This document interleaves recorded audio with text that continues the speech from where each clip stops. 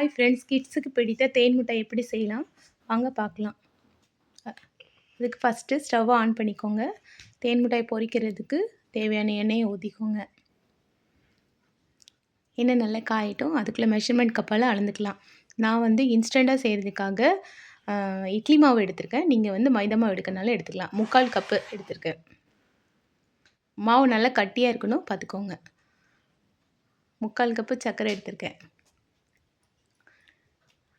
அரை கப்புக்கு கூட தண்ணி ஊற்றிக்கோங்க. அந்த சர்க்கரை நல்லா மூழ்கிற அளவு தண்ணி ஊற்றிக்கோங்க. வெள்ளைப்பாகும் எடுத்துக்கலாம் ஃபஸ்ட்டு. அதுக்கு ஸ்டவ் ஆன் பண்ணி அதை வந்து ஸ்டவ்வில் வச்சுருங்க. நல்லா கிண்டி கொடுத்துருங்க. அது வந்து கொதிக்கட்டும். அதுக்கடையில் நம்ம மாவு ரெடி பண்ணிக்கலாம். நான் ஆரஞ்சு கலர் ஃபுட் கலர் சேர்த்துருக்கேன். நீங்கள் ரெட் கலர் சேர்க்கணும் சேர்த்துக்கோங்க. கொஞ்சம் பேக்கிங் சோடா சேர்த்துருக்கேன். லைட்டாக 2 உப்பு சேர்த்துருக்கேன். அப்புறம் எல்லாம் வந்து ஒழுங்காக மெஜ்ஜாகிற மாதிரி நல்லா கிண்டி விட்டுக்கோங்க.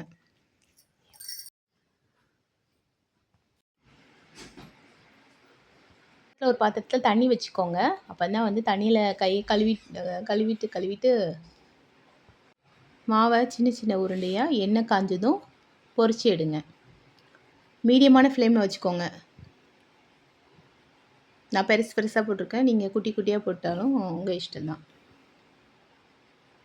2 பக்கமும் நல்லா வெந்ததுக்கப்புறமா அதுக்குள்ளே சர்க்கரை பாகு நல்லா கொதி வந்ததும் சும்மா ஒரு 4 சொட்டு லெமனை ஊற்றிக்கோங்க.